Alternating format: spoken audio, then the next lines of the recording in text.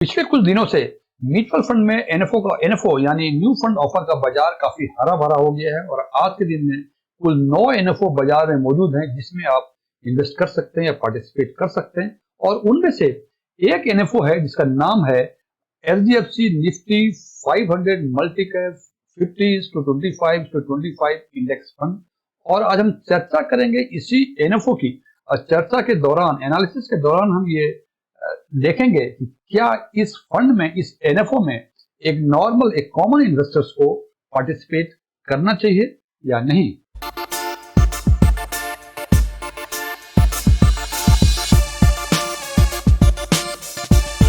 सबसे पहले इस एनएफओ के कॉमन फीचर के बारे में बात करेंगे।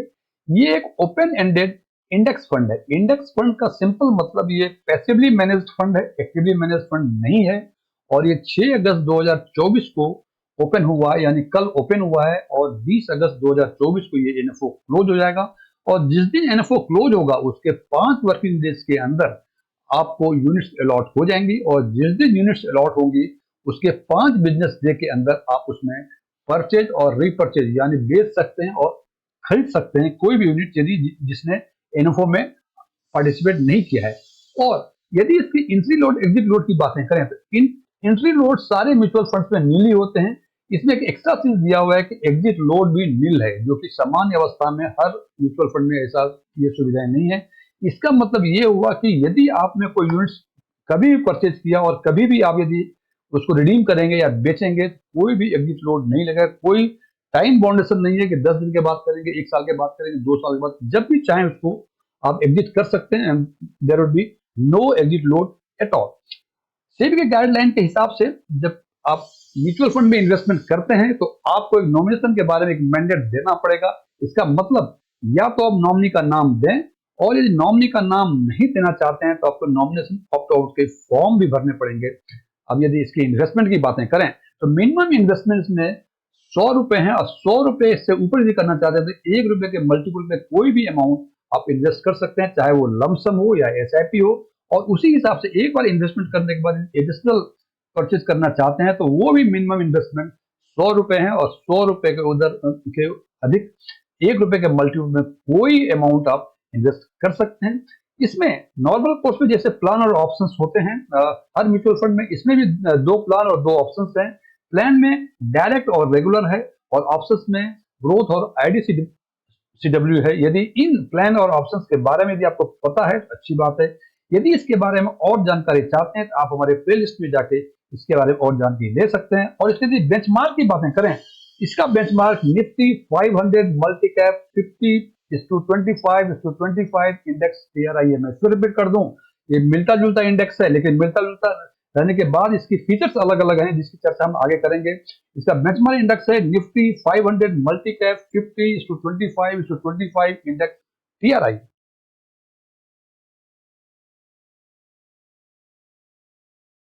अब सवाल ये उठता है कि आखिर हमको निफ्टी 500 मल्टी कैप 50/25/25 में इन्वेस्ट क्यों करना चाहिए।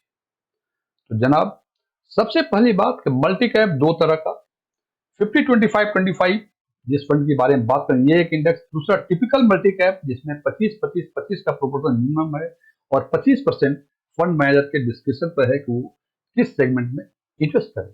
इन दोनों को सबको देखते हुए एक नॉर्मल इन्वेस्टर्स के मन में एक सवाल होता है कि हम इस मल्टी कैप में क्यों करें, क्यों नहीं हम लार्ज कैप, मिड कैप या स्मॉल कैप में किसी एक सेगमेंट में जो मुझे पसंद हो उसमें पसंद करें। तो जनाब, ये हमने एक डेटा कंपाइल किया जिसमें हमने देखा कि हर साल जो है विनर चेंज होते हैं। मतलब हो सकता है किसी वर्ष लार्ज कैप ने सबसे अच्छा परफॉर्मेंस दिया हो, किसी वर्ष मिड कैप ने, किसी वर्ष में स्मॉल कैप में। और इसके लिए हमने लास्ट 10 फाइनेंशियल ईयर्स का डेटा कंपाइल किया है और उसमें हमने देखा है कि सबसे अच्छा परफॉर्मेंस जो दिया है निफ्टी 100 जो कि लार्ज कैप का बेंचमार्क है, 10 वर्षों में से 2 वर्ष इन्होंने सबसे अच्छा परफॉर्मेंस दिया है। निफ्टी 150 जो कि मिड कैप का बेंचमार्क है, 10 वर्षों में 3 बार सबसे अच्छा परफॉर्मेंस दिया है। और निफ्टी 250 जो कि स्मॉल कैप का बेंचमार्क है, सबसे अच्छा परफॉर्मेंस पिछले 10 फाइनेंशियल ईयर में से 5 साल दिया है। अब यदि वर्स्ट परफॉर्मेंस की बातें करें तो हमने देखा कि वर्स्ट परफॉर्मेंस पिछले 10 सालों में निफ्टी 100 ने 10 सालों में से 7 बार दिया है और निफ्टी 250 जो कि स्मॉल कैप का बेंचमार्क है, पिछले 10 सालों में 3 साल दिया है, और बेस्ट और वर्स्ट के बीच जो परफॉर्मेंस है, एक बार दिया लार्ज कैप ने मीन्स निफ्टी 100 ने, 7 बार दिया मिड कैप ने मीन्स निफ्टी 150 ने, और 2 बार दिया निफ्टी 250 यानी स्मॉल कैप ने। इससे हमें एक बात तो समझ में आती है कि हम कंफ्यूज हैं इसके परफॉर्मेंस देख के कि हमें लार्ज कैप में जाना चाहिए कि मिड कैप में जाना चाहिए, स्मॉल कैप में जाना चाहिए। चूंकि ये मल्टी कैप जिसकी चर्चा हम कर रहे हैं 50-25-25 का एक मिक्सर है तीनों फंड का, जिससे कि रिस्क डाइवर्सिफिकेशन प्रॉपरली हो सकता है। तो ये एक कारण है कि हमको निफ्टी मल्टी कैप में इन्वेस्ट करना चाहिए।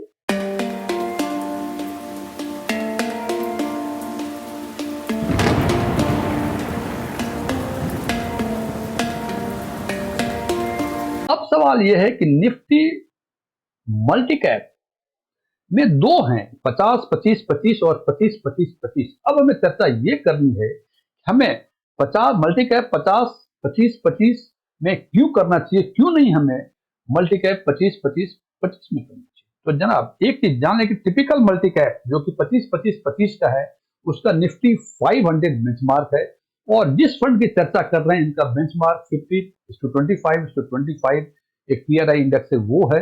यदि इन दोनों के परफॉर्मेंस को यदि हम कंपेयर करें पिछले 15 वर्षों में, हमें यह समझ में आता है कि हमें निफ्टी 500 50-25-25 में क्यों करना चाहिए और क्यों नहीं मुझे टिपिकल मल्टी कैप इसका बेंचमार्क निफ्टी 500 इसमें नहीं करना चाहिए। तो पिछले 15 साल का सीएजीआर की परफॉर्मेंस की बातें करें इन टर्म्स ऑफ सीएजीआर, हम देखते हैं कि लास्ट 1 ईयर में निफ्टी 500 50-25-25 में करीब 45% के आसपास रिटर्न दिया है, जबकि निफ्टी 500 ने ये करीब 37-38% के आसपास का रिटर्न दिया हुआ है।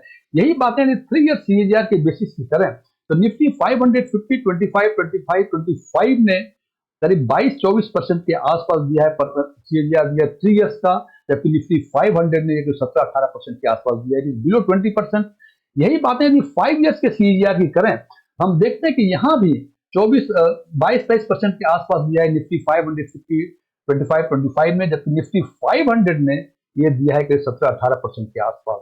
यदि 7 ईयर्स के सीएजीआर की बातें करें तो निफ्टी 500 50-25-25 ने 17-18% के आसपास दिया, और 1-2% निफ्टी 500 ने कम दिया। उसी हिसाब से 10 ईयर्स का सीएजीआर इट इज 15+%। यदि हम बात करें निफ्टी 500 50-25-25 की, और 13-14% के आसपास निफ्टी 500 की है, और यदि हम 15 वर्ष के सीएजीआर की बातें करें तो यहाँ जनाब काफी अधिक डिफरेंस है। ये करीब 16% के आसपास निफ्टी 500 50-25-25 ने दिया है, जबकि 12-11 11.5-12% के आसपास निफ्टी 500 ने दिया है। तो यदि इन पूरे 15 वर्षों का सीएजीआर को यदि कंपेयर करें, हम निफ्टी 500 50-25-25 और निफ्टी 500 जो कि टिपिकल मल्टी कैप का बेंचमार्क है, तो ये क्लियर कट दिखता है हमें कि बेहतर परफॉर्मेंस निफ्टी 500 50-25-25-25 का है। इसीलिए ये भी एक कारण है कि हमें निफ्टी 500 50-25 में हमें इन्वेस्ट करना चाहिए।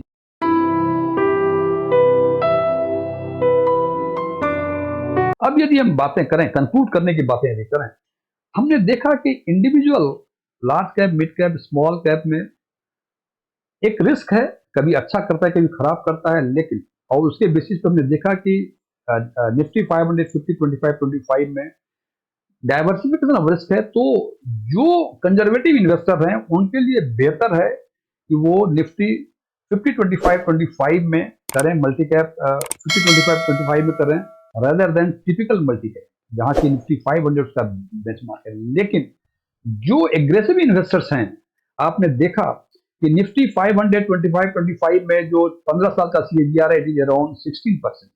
ये सीएजीआर मुझे बहुत बेहतर नहीं दिख रहा है। बहुत सारे सेक्टर्स हैं, बहुत सारे कैप हैं जो कि 15 साल का सीएजीआर इससे बेहतर देंगे, लेकिन निश्चित रूप से यदि बेहतर परफॉर्मेंस देंगे कोई सीएजीआर कोई और कैप और फंड्स, तो उसमें रिस्क ही उतना ही इन्वॉल्व होगा। सो मैंने कहा यदि कोई एग्रेसिव इन्वेस्टर हैं उनके लिए ये फंड नहीं है, लेकिन जो कंजर्वेटिव इन्वेस्टर हैं उनको मल्टी कैप छोड़ के, जो टिपिकल मल्टी कैप छोड़ के इसमें जरूर इन्वेस्ट करना चाहिए। और जब इन्वेस्टमेंट करें ये ध्यान रखें हमेशा, जैसे मैं हमेशा कहा करता हूं कि इन्वेस्टमेंट हमेशा एसआईपी मोड ऑफ इन्वेस्टमेंट के थ्रू होना चाहिए, लमसम कभी नहीं।